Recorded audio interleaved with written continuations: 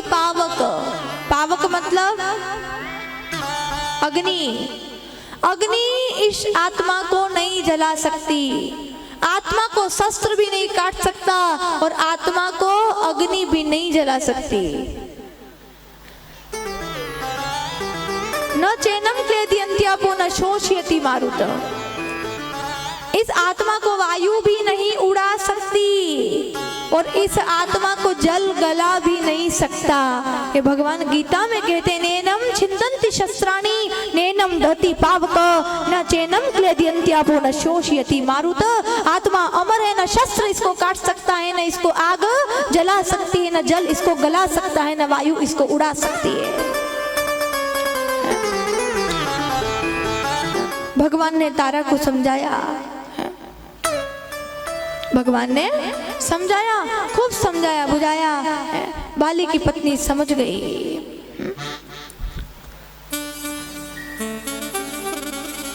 लेकिन भगवान श्री रामचंद्र जी परेशान है। इतना समय हो गया पर अभी तक सीता जी का पता नहीं चला। आज प्रभु बैठे हैं पर उदास हैं। इतना समय निकल गया, इतना समय बीत गया, लेकिन अभी तक जानकी जी का कोई पता नहीं चल पाया, कोई पता नहीं चला। लेकिन आज भगवान ने लक्ष्मण जी को कहा, लक्ष्मण जिस बाण से मैंने बाली को मारा था ना, आज मैं सुग्रीव को भी मार दूंगा। भगवान को गुस्सा आया कि जिस बाण से मैंने बाली को मारा था उसी बाण से मैं सुग्रीव को भी मार दूंगा, क्योंकि देखो उसका काम हो गया तो वो मेरा भूल गया। तो जाओ। लक्ष्मण जी ने कहा कि मैं छोड़ूंगा नहीं, मैं उसका काम खत्म कर दूंगा। भगवान ने कहा नहीं नहीं लक्ष्मण, उसको सिर्फ भय दिखा कर ले आओ, काम खत्म नहीं करना है, उसको भय दिखा करके ले आओ, क्योंकि वो मित्र है मेरा, है? मित्र है, उसको डरा करके ले आओ। है? लक्ष्मण जी गए, साम दाम दंड भेद, बहुत डराया। सुग्रीव जी के समझ में आई कि लक्ष्मण जी माफ कर दो, मैं भूल गया था, मुझसे बहुत बड़ी गलती हो गई। क्योंकि सत्ता पा जाने के बाद में कौन है? सत्ता पाने के बाद में है? सब कुछ मिल जाने के बाद में किसको अभिमान नहीं आ जाता है? प्रतिष्ठा पाने के बाद में, सम्मान पाने के बाद में किसको अभिमान नहीं आ जाता कि मुझे माफ कर दो। दौड़े दौड़े दौड़े दौड़े सुग्रीव जी राम जी के पास आए और चरणों में लेट गए, प्रभु क्षमा कर दो, प्रभु क्षमा कर दो, प्रभु क्षमा कर दो। सुग्रीव जी ने सभी वानरों को बुलाया, जितने भी वानर थे सभी को बुलाया और वानरों को बुला करके कह दिया कि वानरों तुम जाओ, 1 महीने का समय देता हूँ, 1 महीने में सीता जी का पता लगाओ, अगर पता नहीं लगाया तो तुम मारे जाओगे। 1 महीने का समय देता हूँ, 1 महीने के अंदर अंदर सीता जी का पता लगना चाहिए, अगर नहीं लग पाया तो तुम मारे जाओगे। और प्रधान वानरों को बुलाया गया।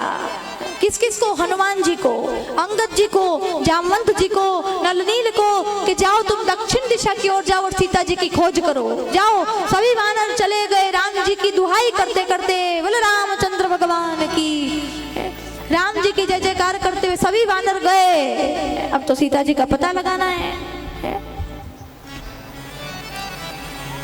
अब ये जो सारे वानर कहाँ गए?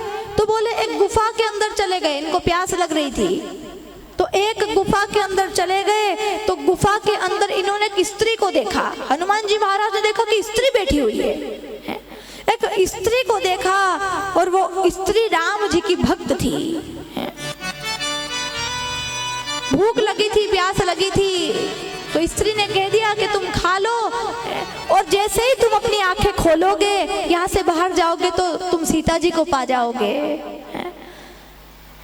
स्त्री ने ऐसा कहा तो हनुमान जी महाराज ने और सभी ने अच्छे से जलपान किया और जैसे ही वहां से बाहर आए ना तो वो समुद्र के तट पर आ गए। सभी जितने भी वानर है सब समुद्र के तट पर, जैसे ही वो वहां आए तो देखा सामने समुद्र है। सामने तो समुद्र है। वो सब लवण सागर के तट पर बैठ गए।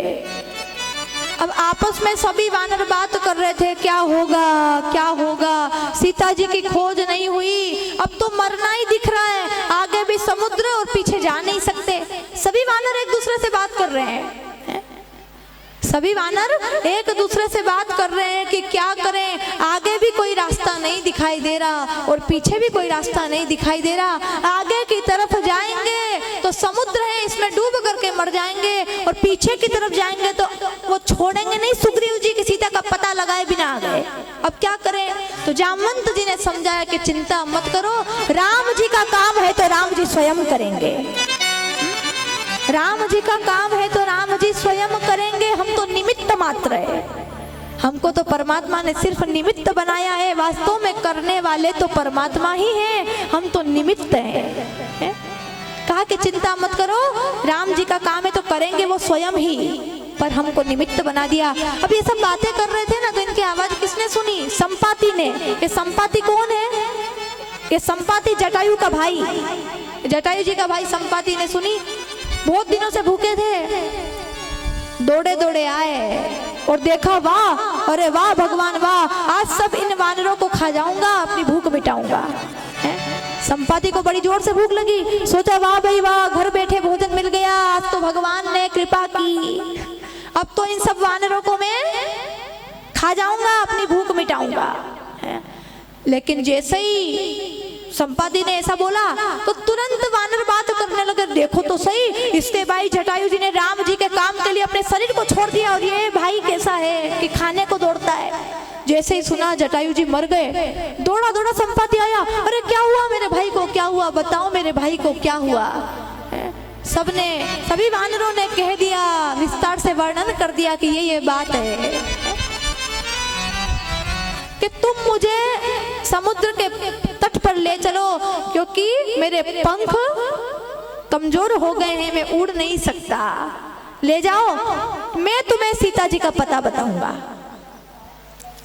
कि जटायु को तिलांजलि दे दूं। जटायु जी को तिलांजलि दी संपाति ने, और कहा, क्योंकि देखो गिद्ध की दृष्टि बहुत ऊंची होती है, वो बहुत दूर तक का देख सकते हैं। तो संपाति ने बताया कि लंका में सीता जी है और अशोक वृक्ष के नीचे बैठी रहती है।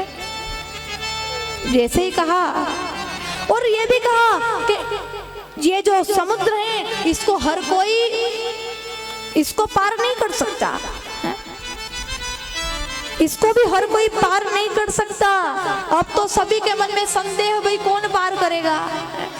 जामवंत जी ने सोचा कि भगवान ने जब वामन का रूप बनाया था, बलि महाराज के यहाँ गए थे तो विराट स्वरूप हो गया था, तो मैंने भगवान की दौड़ करके 7 परिक्रमा कर ली 1 ही मिनट में, लेकिन ये इतना 100 योजन का समुद्र में पार तो नहीं कर सकता, क्योंकि बुढ़ापा आ गया, बुढ़ापा आ गया, जामवंत जी नहीं पार कर सकते।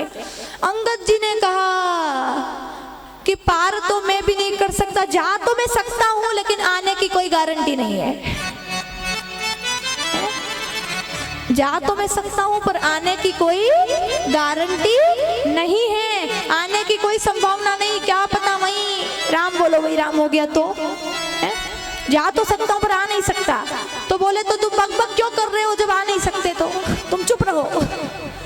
जा तो सकता हूं पर आ नहीं सकता, तो बकबक मत करो, चुप रहो। लेकिन हनुमान जी महाराज चुपचाप खड़े हुए, हनुमान जी महाराज चुपचाप खड़े हुए, बोल नहीं रहे किसी से,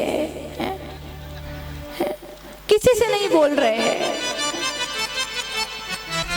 तो कहा कि वारे हनुमान, तुम खड़े हुए हो, तुम चुप हो, तुम गुणों के भंडार हो, तुम गुणों के भंडार हो। पुत्र जागो, जागो हनुमान जागो, राम जी का काज है, हार मत मानो, जाओ इस समुद्र को पार करो। इस समुद्र को शक्तियां भूल गए थे, जामवंत जी ने शक्तियां याद दिलाई। इसलिए कहते हैं कि घर में बुजुर्ग होना जरूरी है। जामवंत जी जैसा बुजुर्ग नहीं होता तो हनुमान जी जैसा महापराक्रमी समुद्र पार नहीं कर सकता।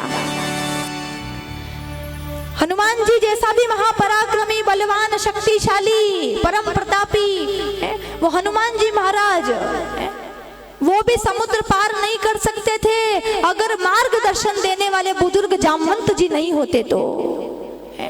क्योंकि जी वो बाग अधिकांश मर जाते हैं जिन बागों में माली नहीं हुआ करते, वो पौधे मुरझा जाते हैं